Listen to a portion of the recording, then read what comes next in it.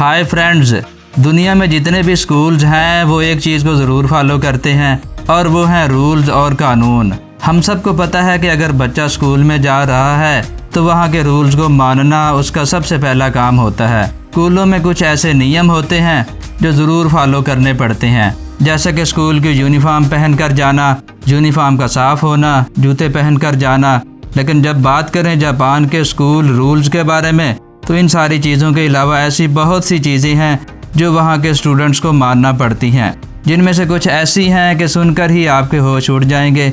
इसके अलावा वहाँ के स्कूल्स में क्लास के दौरान ही लड़के और लड़की को फिज़िकल होना भी सिखाया जाता है। किस पोजीशन में लड़की के साथ वो काम करेंगे ज़्यादा मज़ा आएगा, ये सब बातें क्लास के दौरान ही क्यों सिखाई जाती हैं। अगर आपको इन स्कूल के रूल्स के बारे में जानना है तो हमारी इस वीडियो को एंड तक ज़रूर देखिएगा। लेकिन वीडियो में आगे बढ़ने से पहले आपसे छोटी सी रिक्वेस्ट है कि हमारे इस चैनल को सब्सक्राइब करके बेल आइकन को ज़रूर प्रेस कर देना, और हाँ, हमारी मोटिवेशन के लिए वीडियो को एक लाइक भी कर दें।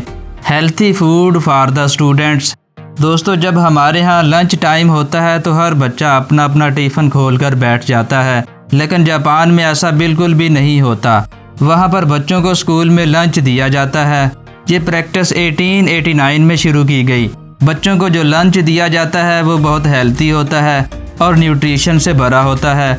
ऐसा इसलिए किया जाता है कि स्कूल टाइम बच्चों के लिए सबसे ज़्यादा ग्रो करने का टाइम होता है। जापान के स्कूल्स में बाहर का ऊट पटांग खाना जैसे कि हैमबर्गर, स्टेक्स और फ्राइज़ वगैरह नहीं खाने दी जाती। उनका मानना है कि अगर बच्चों को इस उम्र में बाहर के खाने की आदत पड़ गई तो आने वाली लाइफ बर्बाद हो जाएगी। वैसे भी जापान के लोग अपना ट्रेडिशन फूड खाना पसंद करते हैं।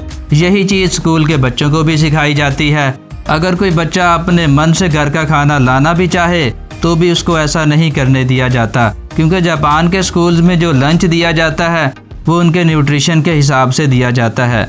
बच्चों के साथ इनके टीचर्स भी यही खाना टेबल पर बैठकर खाते हैं। इससे बच्चों और टीचर के दरमियान दिली रिलेशनशिप पैदा होता है। School cleaning.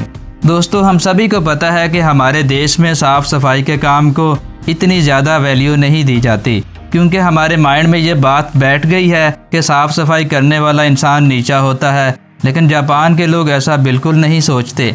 इसीलिए तो बाकी कंट्रीज़ में बच्चे छुट्टी होने पर घर की तरफ भागते हैं, लेकिन जापान के स्कूल्स में छुट्टी होने पर बच्चे अपने क्लासरूम को साफ़ करके फिर घर जाते हैं। इसके अलावा बच्चे स्कूल के हर कोने को भी साफ़ करते हैं। बाथरूम्स और गार्डन वगैरह साफ़ करना हर बच्चे की अलग अलग ड्यूटी होती है। इस तरह के काम में क्लास के दौरान टीचर भी शामिल होता है। अगर हमारे यहाँ बच्चों से क्लास की सफाई करवा ली जाए तो पेरेंट्स नहा धोकर टीचर के पीछे पड़ जाएंगे, लेकिन जापान में पेरेंट्स खुद कहते हैं कि बच्चों को हर एक चीज़ सिखाई जाए।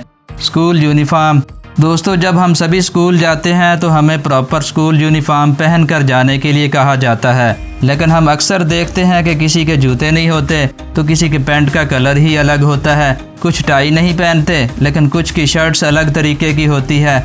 हालांकि जो डिसिप्लिन वाले स्कूल हैं वहाँ पर स्कूल यूनिफॉर्म ठीक होती है, लेकिन अगर हम जापान के स्कूल्स की बात करें तो वहाँ पर स्कूल बड़ा हो या छोटा, हर एक बच्चे को प्रॉपर यूनिफॉर्म के साथ आना होता है, क्योंकि डिसिप्लिन में रहना वहाँ का सबसे बड़ा नियम है।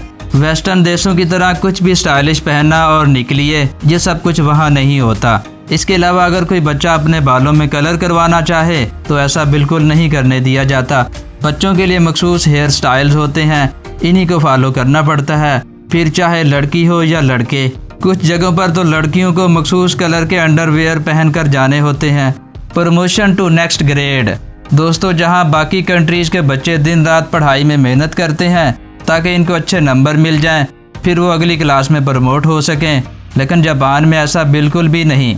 यहाँ पर बच्चों को साल भर अच्छे से पढ़ाया जाता है। साल के एंड में बगैर एग्ज़ाम लिए अगली क्लास में डाल दिया जाता है।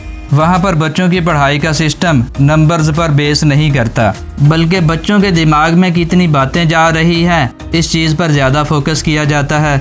वहाँ के टीचर बच्चों को अच्छी तरह पढ़ाते हैं, इसलिए वो बच्चे भी पढ़ाई में अच्छे होते हैं जिनके पढ़ने का मूड नहीं होता। हालांकि जिन बच्चों को पढ़ाई के दौरान डिफ़िकल्टीज़ पेश आती हैं उनको स्कूल में कोई प्रॉब्लम नहीं होती, लेकिन इन बच्चों को जब किसी और कॉलेज या यूनिवर्सिटी में एडमिशन लेना हो तब दिक्कत होती है। अब हम आपको बताते हैं कि स्कूल के दौरान ही लड़के और लड़कियों को एक दूसरे के साथ फिज़िकल होना ही क्यों सिखाया जाता है। इस तरह की एजुकेशन 1992 में जापानीज स्कूल्स के करिकुलम में शामिल की गई। ये एजुकेशन एलिमेंट्री स्कूल से ही दी जाती है ताकि बच्चे भी इस तरह की लाइफ के बारे में जानकारी हासिल कर सकें। ये सिलेबस पढ़ाने के लिए एक्सपर्ट टीचर होते हैं। कुछ जगह पर बच्चों को स्केच बनाकर पढ़ाया जाता है। इस तरह की एजुकेशन देने की वजह से जापानीज लोगों का लड़की के साथ फिजिकल होने का टाइम पीरियड बाकी नेशंस के मुकाबले में ज़्यादा है। अब आपका जापान के स्कूल नियमों के बारे में क्या ख्याल है, कमेंट्स करके ज़रूर बताइए। इस तरह के इंटरेस्टिंग वीडियोस को लगातार देखने के लिए हमारे चैनल वंडरफुल दुनिया को लाइक, शेयर और सब्सक्राइब करना ना भूलें। सी यू सून, बाय बाय।